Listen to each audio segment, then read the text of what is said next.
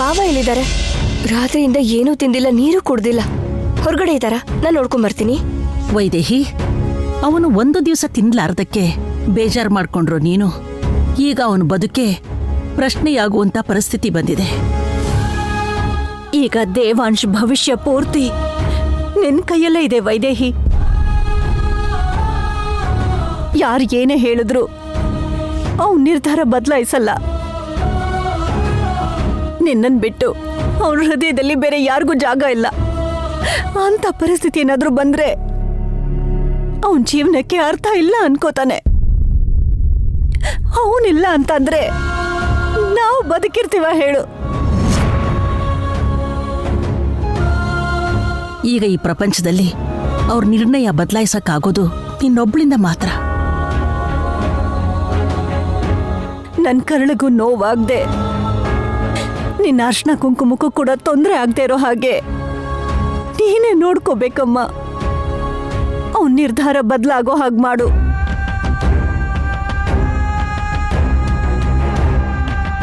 ಹೌದು ವೈದೇಹಿ, ಅವನು ರಾಜಲಕ್ಷ್ಮಿನ ಮದುವೆ ಆದ್ರೆ ನಿನಗೆ ಅನ್ಯಾಯ ಆಗತ್ತೆ ಅಂತ, ತನ್ನ ಜೀವನದಲ್ಲಿ ಬೇರೆ ಹೆಣ್ಣಿಗೆ ಜಾಗ ಇಲ್ಲ ಅಂತ ಅವನು ಈ ಥರದ ನಿರ್ಧಾರನ ತಗೊಂಡಿದ್ದಾನೆ. ಅದನ್ನು ಒಪ್ಕೊಳ್ಳೋಕ್ಕಾಗತ್ತಾ ಹೇಳು?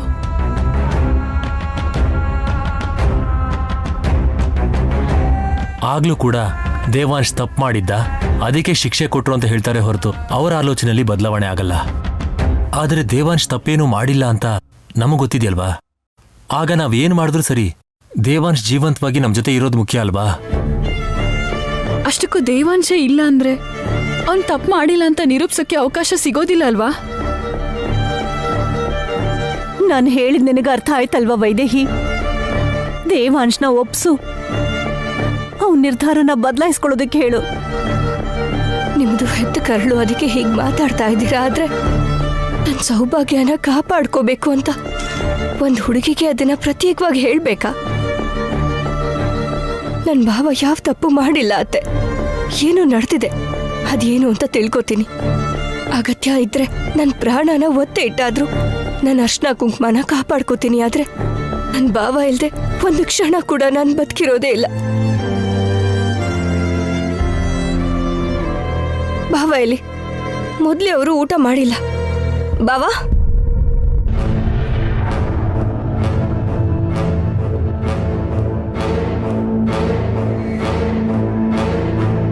ದೇವಾಂಶ್ ತಪ್ಪು ಮಾಡಿಲ್ಲ ಅಂದ್ರೆ ಬೇರೆ ಯಾರೋ ಮಾಡಿರ್ತಾರಲ್ವಾ? ವಾಲಿ ಏನಾದ್ರೂ ಮಾಡಿರ್ಬೋದಾ? ಹೇಗಾದ್ರೂ ಮಾಡಿ ಅವನಿಂದ ಬಾಯಿ ಬಿಡಿಸ್ಬೇಕು. ಶಭಾಷ್ ಕಣೋ ವಾಲಿ. ಅಮ್ಮ, ಇವಾಗ ನನ್ನ ಮನ್ಸಿಗೆ ನೆಮ್ಮದಿ ಸಿಗ್ತಿದೆ ಅಮ್ಮ. ದಿನ ಮನ್ಸಲ್ಲಿದ್ದಿದ್ದ ಗೊಂದಲ ಎಲ್ಲ ಒಂದೇ ಸಲ ಕ್ಲಿಯರ್ ಆಗೋಯ್ತಮ್ಮ. ಎಲ್ಲ ಅನ್ಕೊಂಡಾಗೆ ನಡೆಯುತ್ತೆ ತಾನೆ? ಏನು ಸಮಸ್ಯೆ ಬರಲ್ಲ ಅಲ್ವಾ? ಇನ್ನೂ ಡೌಟ್ ಪಡ್ತಾ ಇದೆಯಲ್ಲಮ್ಮ. 3 ದಿನ ಟೈಮ್ ಕೊಟ್ಟಿದ್ದಾರೆ.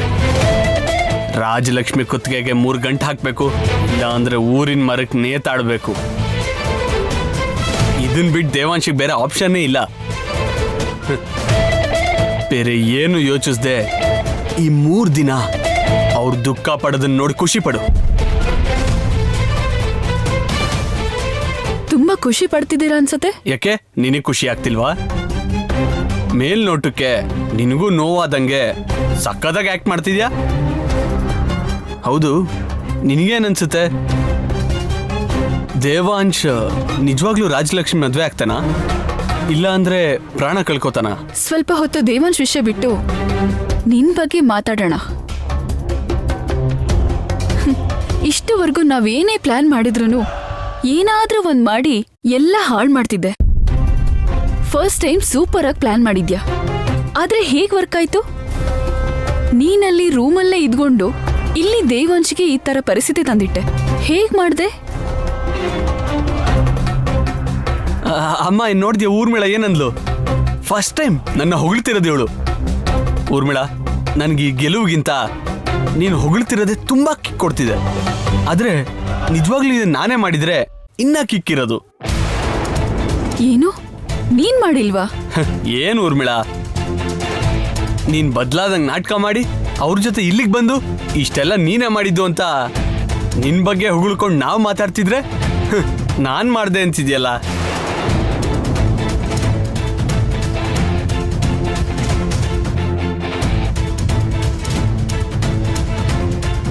ಮಾಡಿರೋದನ್ನ ಊರ್ಮಿಳ ಹತ್ರನೂ ಮುಚ್ಚಿಡ್ತಾ ಇದ್ದಾನೆ.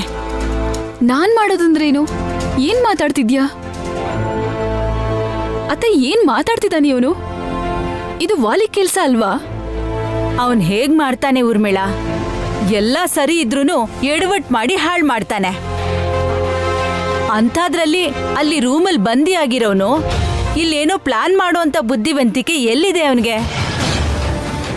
ನೋಡು, ನಮ್ಮ ಅಮ್ಮಂಗೂ ಕೂಡ ನನ್ನ ಮೇಲೆ ನಂಬಿಕೆ ಇಲ್ಲ. ಆದ್ರೂ ಪರವಾಗಿಲ್ಲ ಬಿಡು, ನೀನ್ ಸಾಧಿಸ್ದೆಯಲ್ಲ ಅಷ್ಟು ಸಾಕು ನಮ್ಗೆ. ಯಾರು ಮಾಡಿದ್ರೇನು, ನಮ್ಗೆ ಕೆಲಸ ಆಗೋದು ಮುಖ್ಯ. ಹೌದು, ನೀನ್ ಹೀಗ್ ಮಾತಾಡ್ತಿದ್ಯಲ್ಲ ಊರ್ಮಿಳ, ಅಂದ್ರೆ ಇದನ್ನ ನೀನ್ ಮಾಡ್ಲಿಲ್ವಾ? ನಾನು ಮಾಡಿಲ್ಲ, ನೀನು ಮಾಡಿಲ್ಲ ಅಂದ್ರೆ ಯಾರು ಮಾಡಿರ್ಬೋದು ಊರ್ಮಿಳ? ನಮ್ಮನ್ ಬಿಟ್ಟು ದೇವಾಂಶಿ ಕೆಟ್ಟದ್ ಬಯಸೋರು ಯಾರು ಇಲ್ಲ ಅಲ್ವಾ? ಅಂದ್ರೆ ದೇವಾಂಶ್ ನಿಜವಾಗ್ಲೂ ಅನ್ಯಾಯ ಮಾಡಿದಾನ? ದೇವಾಂಶ? ಹೌದು, ಸರಿಯಾಗಿ ಯೋಚನೆ ಮಾಡು. ನೀನು ಯಾವ ಪ್ಲಾನು ಮಾಡಿಲ್ಲ, ನಾನು ಯಾವ ಪ್ಲಾನು ಮಾಡಿಲ್ಲ, ನಮ್ಮಮ್ಮನೂ ಏನು ಮಾಡಿಲ್ಲ. ಅವಳಿಗೆ ಅನ್ಯಾಯ ಆಯ್ತು.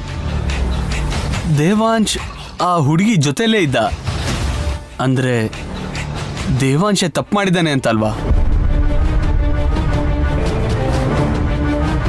ಅಂದ್ರೆ ದೇವಾಂಶ್ ಒಳ್ಳೆತನದ ಮುಖವಾಡ ಹಾಕೊಂಡು ನಮ್ಗೆ ಮೋಸ ಮಾಡ್ದ ಅಂತ ಆಯ್ತು. ಅಯ್ಯೋ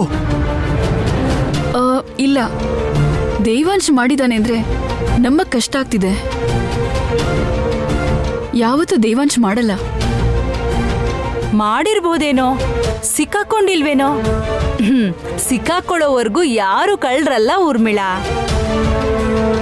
ನಿಂತರ ನಂತರನಾ? ನನ್ನನ್ ಯಾಕಂತಿದ್ಯಾ? ಅಷ್ಟೇ ಅಲ್ವಾ, ಒಳಗೊಂದು ಹೊರಗೊಂದು ಚೆನ್ನಾಗಿ ನಾಟಕ ಮಾಡ್ತಿದ್ಯಾ. ಅದೇ ಅಲ್ಲಿ ಅವ್ರು ಎಲ್ರ ಮುಂದೆ ಒಳ್ಳೆ ಥರ ನಾಟಕ ಮಾಡ್ತಿದ್ಯಲ್ಲ. ದೇವಾಂಶು ನಿಂತರನೇ ಒಳ್ಳೆ ಒಂಥರ ನಾಟಕ ಮಾಡ್ತಿರ್ಬೋದು, ಈಗ ಸಿಗಾಕೊಂಡಿರ್ಬೋದು. ಹಾ ಸರಿ, ಹೇಗಾದ್ರೇನು ಊರ್ಮಿಳ, ನಾವು ಅನ್ಕೊಂಡಿದ್ದಂತೂ ಆಯ್ತಲ್ಲ. ಇದನ್ನ ಹೇಗೆ ಸೆಲೆಬ್ರೇಟ್ ಮಾಡೋದು ಅಂತ ಯೋಚಿಸೋಣ. ಸೆಲೆಬ್ರೇಷನ್ಸ್ ಆಗಿರ್ಲಿ, ಮುಖದ ಮೇಲೆ ಒಂದು ಚಿಕ್ಕ ನಗು ಕಾಣಿಸಿದ್ರು ನಿನ್ ಮೇಲೆ ಅನುಮಾನ ಬರುತ್ತೆ. ನಂತರನೇ ನೀವು ಕೂಡ ಸ್ಯಾಡ್ ಫೇಸ್ ಇಟ್ಕೊಂಡ್ರೆ ಒಳ್ಳೇದು. ಹುಷಾರು, ಇವ್ ನನ್ನಿಂದನೇ ಮುಚ್ಚಿಡ್ತಿದ್ದಾನ ಅಥವಾ ನಿಜವಾಗ್ಲೂ ಏನು ಮಾಡಿಲ್ವಾ? ಅಷ್ಟಕ್ಕೂ ಏನಾಗಿರ್ಬೋದು? ಹೇಗ್ ತಿಳ್ಕೊಳ್ಳೋದು?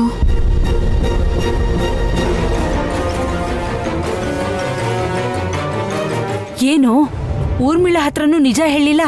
ಊರ್ಮಿಳ ಏನೋ ನಮ್ಮನ್ನ ಯೂಸ್ ಮಾಡ್ಕೋತಿದ್ದಾಳೆ ಅಂತ ಅನ್ಕೊಂಡಿದ್ದಾಳೆ, ಆದ್ರೆ ನಾವೇ ಅವಳನ್ನ ಯೂಸ್ ಮಾಡ್ತಿದೀವಿ ಅನ್ನೋ ವಿಷಯ ಪಾಪ ಅವಳಿಗೆ ಗೊತ್ತಿಲ್ಲ. ಆದ್ರೂ ಒಂದು ಕೆಲಸ ಆಗೋವರೆಗೂ ಯಾರ್ದಾದ್ರೂ ಅಗತ್ಯ ಇರುತ್ತೆ ಹೊರತು ಆ ಕೆಲಸ ಆದ್ಮೇಲೆ ಅವ್ರಿಗೂ ನಮಗೂ ಯಾವ ಸಂಬಂಧನೂ ಇರಲ್ಲ.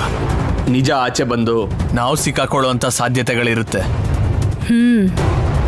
ಆದ್ರೂ ಅವಳು ನಾಟಕ ಮಾಡ್ತಾ ಇರೋದು ನಮ್ಮ ಹತ್ರನೋ ಅವ್ರ ಹತ್ರನೋ ಅಂತ ಯಾರಿಗ್ ಗೊತ್ತು? ನಿಜವಾಗ್ಲೂ ನಮ್ಮ ಪರನೇ ಅನ್ಸಿದ್ರೆ ಆಮೇಲೆ ಸೆಲೆಬ್ರೇಟ್ ಮಾಡೋಣ.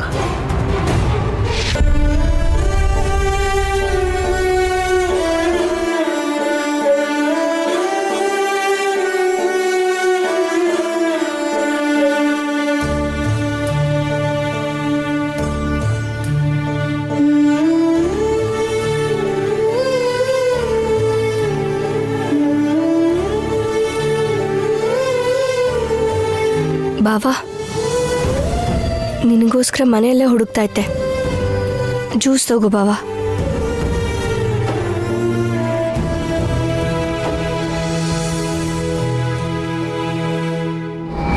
ಈಗ ದೇವಾಂಶ್ ಭವಿಷ್ಯ ಪೂರ್ತಿ ನಿನ್ ಕೈಯಲ್ಲೇ ಇದೆ ವೈದೇಹಿ. ಬಾವಾ, ನಾನೊಂದು ಕೇಳ್ತೀನಿ, ಮಾಡ್ತೀಯಾ? ನೀನು ಏನು ಕೇಳೋಕೆ ಬಂದಿದ್ಯಾ ಅಂತ ನನಗೆ ಗೊತ್ತು ವೈದೇಹಿ. ನಿನ್ನ ಮನಸ್ಸು ಏನಂತ ತಿಳ್ಕೊಂಡ್ರು ನಾನು ನಿನ್ನ ಯೋಚನೆಗಳನ್ನ ತಿಳ್ಕೊಳಕ್ಕಾಗಲ್ವ ನನಗೆ?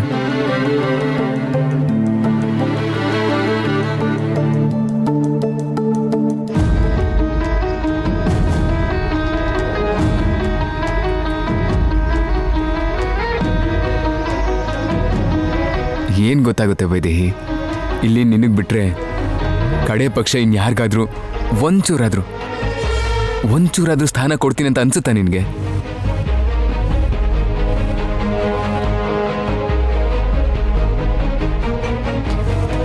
ಇಲ್ಲ ಅಲ್ವಾ? ಈಗ ನೀನು ಕೇಳೋಕೆ ಬಂದಿರೋದಕ್ಕೆ ನಾನು ಹ್ಞೂ ಅಂದರೆ ಅವಳು ಕುತ್ತಿಗೆ ತಾಳಿ ಕಟ್ಟಿ ನನ್ನ ಜೀವನದಲ್ಲಿ ಸ್ಥಾನ ಕೊಟ್ಟು ಮನ್ಸಲ್ಲಿ ಜಾಗ ಕೊಡೋಕ್ಕಾಗದೆ ನಿನಗಷ್ಟೇ ಅಲ್ಲ, ನಾಳೆ ಅವಳಿಗೂ ಅನ್ಯಾಯ ಮಾಡ್ದವನಾಗ್ತೀನಿ ನಾನು. ಭಾವ, ಹೌದು ವೈದೇಹಿ, ನಾನು ಜೀವಂತವಾಗಿರೋದಕ್ಕೋಸ್ಕರ ನನ್ನ ಮೇಲೆ ನಿನಗೆ ಮಾತ್ರ ಇರುವಂಥ ಹಕ್ಕನ್ನು ಬೇರೆಯವ್ರಿಗೂ ಚಲಾಯಿಸಕ್ಕೆ ಬಿಡಬಹುದಾ ನಾನು? ಆಗ ಇಬ್ರಿಗೂ ಅನ್ಯಾಯ ಮಾಡ್ದ ಹಾಗೆ ಅಲ್ವಾ? ಅದಕ್ಕಿಂತ ನಾನು ಪ್ರಾಣ ಬಿಡೋದೇ ಒಳ್ಳೇದಲ್ವಾ? ಭಾವ, ಪದೇ ಪದೇ ಮಾತು ಹೇಳ್ಬೇಡ. ಪ್ರಾಣ ಕಳ್ಕೊಳ್ಳುವಂತ ತಪ್ಪು ನೀನೇನು ಮಾಡಿಲ್ಲ. ಅವರು ನಿಜಾನ ಅರ್ಥ ಮಾಡ್ಕೊಳ್ದೆ ನಿನ್ನ ಆರೋಪಿಯಾಗಿ ನೋಡ್ತಿದ್ದಾರೆ, ನಿನಗೆ ಶಿಕ್ಷೆ ಕೊಡೋದಕ್ಕೆ ನೋಡ್ತಾ ಇದ್ದಾರೆ. ಆದ್ರೆ ನೀನಿನ್ನು ಅವ್ರಿಗೆ ಒಳ್ಳೆದನ್ನೇ ಬಯಸ್ತಾ ಗಿಡಕ್ಕೆ ನೀರು ಹಾಕ್ತಿದ್ಯಾ. ಗಿಡ ನೆಟ್ಟ ಮೇಲೆ ನೀರು ಹಾಕ್ಲೇಬೇಕು ವೈದೇಹಿ, ಅದೇ ಧರ್ಮ. ನಾವು ನಮ್ಮ ಧರ್ಮನ ಕಾಪಾಡೋಣ ವೈದೇಹಿ, ಆಗ ಅದೇ ನಮ್ಮನ್ನು ಕಾಪಾಡುತ್ತೆ. ಆದ್ರೆ ಆ ಧರ್ಮ ಅವ್ರಿಗೆ ಅರ್ಥ ಆಗ್ತಿಲ್ವಲ್ಲ ಭಾವ. ನೀನು ಅವ್ರಿಗೋಸ್ಕರ ಎಷ್ಟೆಲ್ಲ ಯೋಚಿಸ್ತಾ ಇದ್ಯಾ, ಅವ್ರು ಮಾತ್ರ ನಿನ್ ಬಗ್ಗೆ ಯೋಚನೆನೇ ಮಾಡ್ತಿಲ್ಲ. ನಮ್ಮನ್ನ ದೇವ್ರ ಥರ ನೋಡ್ಕೊಳ್ಳುವಂತ ವ್ಯಕ್ತಿ ನಮ್ಗೆ ಅನ್ಯಾಯ ಮಾಡ್ತಾರ ಅಂತ ಒಬ್ರು ಕೂಡ ಯೋಚನೆ ಮಾಡ್ತಿಲ್ಲ. ಬೈಕೆ ನೆರವೇರ್ಲಿಲ್ಲ ಅಂದ್ರೆ ದೇವಸ್ಥಾನದಲ್ಲಿರೋ ದೇವ್ರನ್ನೇ ನೀನು ಇದ್ಯಾ ಇಲ್ವಾ ಅಂತ ಜನ ಪ್ರಶ್ನೆ ಮಾಡ್ತಾರೆ. ಅಂಥದ್ರಲ್ಲಿ ನಾನೊಂದು ಲೆಕ್ಕನ? ಅವರು ನನ್ನ ಬಗ್ಗೆ ತಪ್ಪು ತಿಳ್ಕೊಂಡಿರೋದ್ರಲ್ಲಿ ಅವ್ರ ತಪ್ಪೇನೂ ಇಲ್ಲ. ನಾವು ಮಾಡ್ಬೇಕಾದನ್ನ ನಾವು ಮಾಡೋಣ. ಧರ್ಮೋ ರಕ್ಷತಿ ರಕ್ಷಿತಃ. ಧರ್ಮನ ನಾವು ಕಾಪಾಡಿದ್ರೆ ಆ ಧರ್ಮನೇ ನಮ್ಮನ್ನು ಕಾಪಾಡುತ್ತೆ.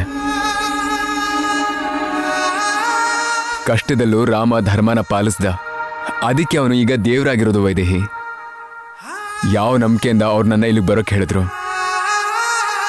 ಯಾವ ನಂಬಿಕೆಯಿಂದ ಅವ್ರು ನನಗೆ ಹೊಲ ಉಳೋಕೆ ಹೇಳಿದ್ರು,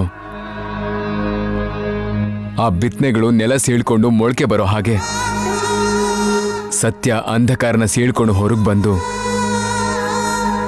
ಮತ್ತೆ ಅವ್ರ ಮನಸ್ಸಲ್ಲಿ ನನ್ನ ಮೇಲೆ ನಂಬಿಕೆ ಹುಟ್ಟೋ ಹಾಗೆ ಮಾಡುತ್ತೆ. ಆದರೆ ಅದು ನಾನಿನ್ನೂ ಜೀವಂತವಾಗಿ ಇದ್ದಾಗ್ಲೇನಾ? ನಾನು ಸತ್ ಮೇಲ ಅನ್ನೋ ನಿರ್ಣಯ ಆ ದೇವ್ರಿಗೆ ಬಿಟ್ಟಿದ್ದು. ಭಾವ, ಹಾಗೆ ಮಾತಾಡ್ಬೇಡ ಭಾವ, ಅಂತ ಮಾತು ಹೇಳ್ಬೇಡ. ನನ್ನ ಭಾವ ನಿರ್ದೋಷಿ ಅಂತ ಅವ್ರಿಗೆ ಗೊತ್ತಾಗತ್ತೆ. ಹೊರಗೆ ಬರೋ ಹಾಗೆ ನಾನು ಮಾಡ್ತೀನಿ, ಮಾಡೋಣ ಭಾವ.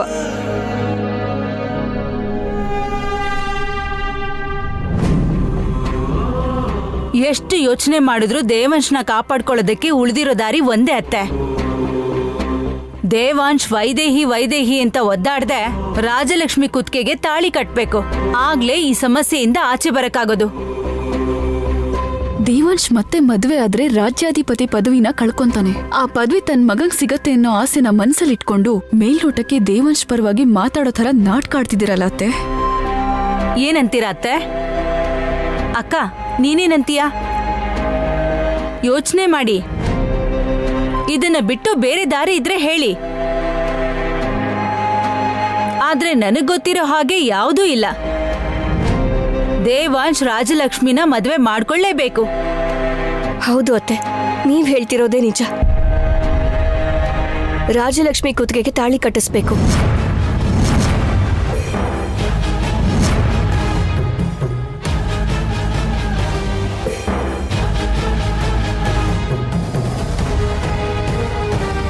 ಅಂದ್ರೆ ದೇವಾಂಶ್ನ ಒಪ್ಪಿಸ್ದ್ಯಾ? ಅವನು ಒಪ್ಕೊಂಡ? ಹೇಳಮ್ಮ, ಒಪ್ಕೊಂಡ? ಒಪ್ಕೊಳ್ದೇ ಇದ್ರೆ ತಾಳಿ ಕಟ್ಟಿಸ್ಬೇಕು ಅಂತ ಅಷ್ಟ್ ನಂಬಿಕೆಯಿಂದ ಹೇಗ್ ಹೇಳ್ತಾಳೆ ಅತ್ತೆ? ವೈದೇಹಿ, ನೀನು ಕುಟುಂಬಕ್ಕೆ ಎಷ್ಟೋ ಮಾಡಿದೀಯ ಅಂತ ಕೇಳಿದ್ದೆ ಅಷ್ಟೇ. ಈಗ ಕಣ್ಣಿಂದ ನೋಡ್ತಿದ್ದೀನಿ. ತುಂಬಾ ದೊಡ್ಡ ತ್ಯಾಗ ಮಾಡ್ತಿದೀಯಾ. ಅದು ನನ್ನ ಕರ್ತವ್ಯ ಅತ್ತೆ. ನನ್ನ ಗಂಡನ್ನ, ನನ್ನ ಕುಟುಂಬನ ಕಾಪಾಡ್ಕೊಳ್ಳೋದು ನನ್ನ ಜವಾಬ್ದಾರಿ. ಅದೇ ಥರ ಈ ಕುಟುಂಬದ ಗೌರವ ಮರ್ಯಾದೆ ಕೂಡ ಹೋಗಕ್ ಬಿಡಲ್ಲ. ನನ್ನ ಭಾವನ ಕಡೆ ಒಂದು ಬೆಟ್ಟು ತೋರಿಸಿದ್ರೆ 4 ಬೆರಳು ಅವ್ರ ಕಡೆನೇ ತೋರಿಸ್ತಾ ಇದೆ ಅನ್ನೋದು ಅವ್ರಿಗೆ ತಿಳಿಸ್ತೀನಿ. ನನ್ನ ಭಾವನ್ನ ಆರೋಪಿ ಅಂದವ್ರೆ ದೇವ್ರು ಅಂತ ಅನ್ಬೇಕು. ಬದುಕನ್ನೇ ಬಲಿ ತಗೊಂಡ್ರು ಅಂತ ಹೇಳ್ದವ್ರು ನೀವಿಲ್ದೆ ಹೋದ್ರೆ ನಮಗೆ ಬದುಕೇ ಇಲ್ಲ ಅಂತ ಕೈ ಮುಗಿಬೇಕು.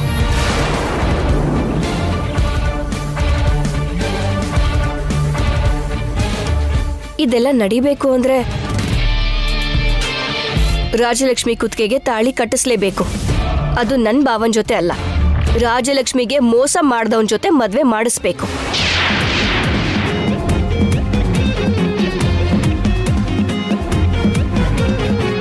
ಒಂದ್ ವೇಳೆ ವಾಲಿ ಮಾಡಿದಾನೆ ಅಂತ ಗೊತ್ತಾಗೋಯ್ತಾ?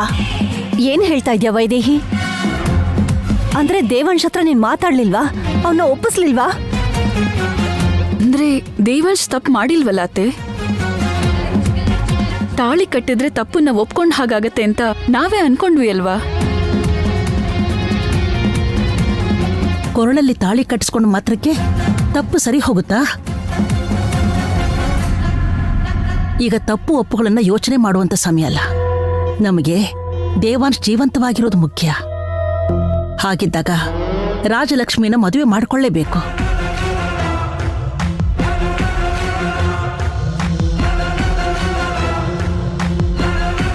ಇಲ್ಲ, ನನ್ನ ಮಗ ತಪ್ಪು ಮಾಡಿಲ್ಲ, ಬೇರೆಯವ್ರು ತಪ್ಪು ಮಾಡಿರೋದು. ಆದ್ರೆ ಅವ್ರು ಯಾರು ಅಂತ ಹೇಗ್ ಕಂಡು ಹಿಡಿಯೋದು? ಹೌದು ವೈದೇಹಿ, ಈಗ ದೇವಾಂಶ್ನ ಒಪ್ಸ್ಲೇಬೇಕು. ಅಷ್ಟ್ರೊಳಗೆ ತಪ್ಪು ಮಾಡ್ದವನು ಸಿಕ್ಕರೆ ಯಾವ ತೊಂದ್ರೆನೂ ಇರೋದಿಲ್ಲ. ಇಲ್ಲ ಅಂದ್ರೆ ದೇವಾಂಶ್ನ ತಡೆಯೋದು ಕಷ್ಟ. ಯಾರ ಮಾತು ಕೇಳಲ್ಲ. ಅವನಾಗಿನೇ ನೇಣಿಗೆ ಶರಣಾಗ್ತಾನೆ. ಒಂದ್ ವೇಳೆ ಈ ಜನರು ಬದ್ಲಾಗ್ತಾರೇನೋ, ಅವ್ರ ನಿರ್ಧಾರ ಬದಲಾಯಿಸ್ಕೋತಾರೇನೋ ಅಂತ ಅನ್ಕೋತಿರ್ಬೋದು. ಹಿಂದೆ ಎಲ್ಲ ನಮ್ಮ ಕಡೆ ಕಣ್ಣೆತ್ತಿ ಕೂಡ ನೋಡೋಕ್ಕೆ ಧೈರ್ಯ ಇಲ್ದೇ ಇರೋಂಥವ್ರು ದೇವಾಂಶ್ನ ದೋಷಿ ಅಂತ ಅನ್ಕೊಂಡಾಗ ಅವ್ರು ಬದ್ಲಾಗಲ್ಲ. ದೇವಾಂಶ್ ಮಾತ್ರ ನಿರ್ಧಾರ ಬದಲಾಯಿಸ್ಕೋಬೇಕು. ನಾಳೆ ಸಂಜೆವರೆಗೂ ಮಾತ್ರ ಸಮಯ ಇರೋದು. ಗೊತ್ತು ಅತ್ತೆ, ನಾಳೆ ಸಂಜೆವರೆಗೂ ಟೈಮ್ ಇದೆ ಅಲ್ವಾ? ಅಷ್ಟರಲ್ಲಿ ನನ್ನ ಗಂಡ ನಿರಪರಾಧಿ ಅಂತ ನಾನು ಪ್ರೂವ್ ಮಾಡ್ತೀನಿ. ನಿಜವಾಗ್ಲೂ ತಪ್ಪು ಮಾಡಿರೋರ್ಗೆ ಶಿಕ್ಷೆ ಕೊಡಿಸ್ತೀನಿ. ಯಾವ ನಂಬಿಕೆಯಿಂದ ಹೇಳ್ತಾ ಇದ್ಯಾ ವೈದೇಹಿ? ನಿನ್ ಧೈರ್ಯ ಕಾರಣ ಏನು? ನನ್ನ ಭಾವನ್ ಮಾತೆ ನನಗೆ ಧೈರ್ಯ ಆತೆ. ಧರ್ಮನ ನಾವ್ ಕಾಪಾಡಿದ್ರೆ ಆ ಧರ್ಮನೇ ನಮ್ಮನ್ನ ಕಾಪಾಡತ್ತೆ ಅಂತ ಹೇಳಿದಾರೆ. ಮನಸ್ಸನ್ ಗಟ್ಟಿ ಮಾಡ್ಕೊಂಡು ರಾಜಲಕ್ಷ್ಮಿನ ಮದ್ವೆ ಮಾಡ್ಕೊಳ್ಳಿ ಅಂತ ಹೇಳ್ಬಿಟ್ಟೆ ಅತ್ತೆ. ಆದ್ರೆ ಬಾವ ಏನ್ ಹೇಳಿದ್ರು ಗೊತ್ತಾ? ರಾಜಲಕ್ಷ್ಮಿಗೆ ಅನ್ಯಾಯ ನಡೆದಿದೆ, ಅದು ನಾನಲ್ಲ ಅಂದ್ಮೇಲೆ ನನ್ ಜೊತೆ ಮದ್ವೆ ಮಾಡ್ಸಿದ್ರೆ ಮತ್ತೆ ರಾಜಲಕ್ಷ್ಮಿಗೆ ಅನ್ಯಾಯ ಮಾಡ್ದ ಹಾಗೆ ಆಗತ್ತೆ ಹೊರತು ನ್ಯಾಯ ಮಾಡ್ದಾಗ ಆಗಲ್ಲ ಅಂತಂದ್ರು. ಅಂದ್ರೆ ನೀನು ಹೂ ಅಂತ ಹೇಳ್ ಬಂದ್ಯಾ? ನಿನಗೆ ನಿಜವಾದ ವಿಷಯ ಅರ್ಥ ಆಗ್ತಿಲ್ಲ. ರಾಜಲಕ್ಷ್ಮಿನ ಮದ್ವೆ ಮಾಡ್ಕೊಳ್ದೆ ಹೋದ್ರೆ ಎಲ್ಲ ಗೊತ್ತು.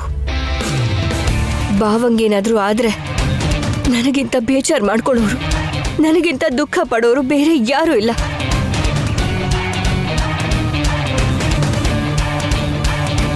ನಿಜಾನ ಕಂಡು ಹಿಡಿತೀನಿ, ನನ್ನ ಭಾವನ ಕಾಪಾಡ್ಕೋತೀನಿ. ಒಂದ್ ವೇಳೆ ಹಾಗೆ ನಡೀಲಿಲ್ಲ ಅಂದ್ರೆ ಭಾವನ ಎಲ್ಲಿ ನೇಣಿಗೆ ಹಾಕ್ತಾರೋ ನಾನು ಅಲ್ಲೇ ನೇಣು ಹಾಕೋತೀನಿ. ವೈದೇಹಿ, ವೈದೇಹಿ,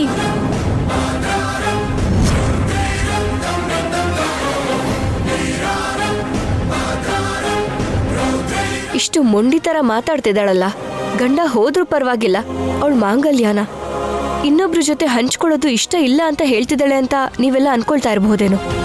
ಒಂದ್ ವೇಳೆ ಭಾವನ ಬಲವಂತವಾಗಿ ಒಪ್ಸಿ ಈ ಮದ್ವೆನ ನಡ್ಸಿದ್ರು ಭಾವ ಬದುಕಲ್ಲ.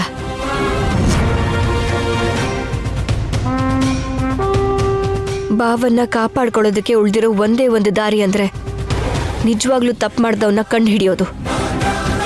ಅದನ್ನ ಬಿಟ್ಟು ಬೇರೆ ದಾರಿನೇ ಇಲ್ಲ.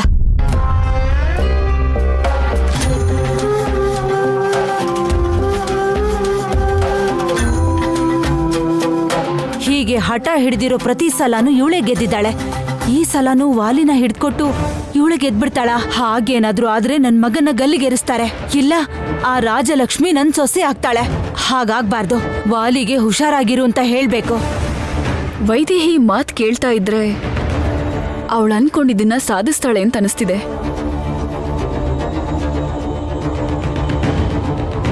ಅವ್ರ ಪ್ರೀತಿ ಮುಂದೆ ವಿಧಿನೇ ಸೋತ್ ಹೋಗಿದೆ. ಯಾರೋ ಮಾಡಿದ ಕುತಂತ್ರ ಗೆಲ್ಲತ್ತಾ ವೈದೇಹಿನೇ ಗೆಲ್ತಾಳೆ. ಇವಳೇನು ಹೀಗ್ ಲುಕ್ ಕೊಡ್ತಾ ಇದ್ದಾಳೆ? ಇವಳು ನಮ್ ಕಡೆನಾ ಅಥವಾ ವಾಲಿ ಅನುಮಾನ ಪಡ್ತಿರೋ ಹಾಗೆ ಅವ್ರ ಕಡೆನಾ?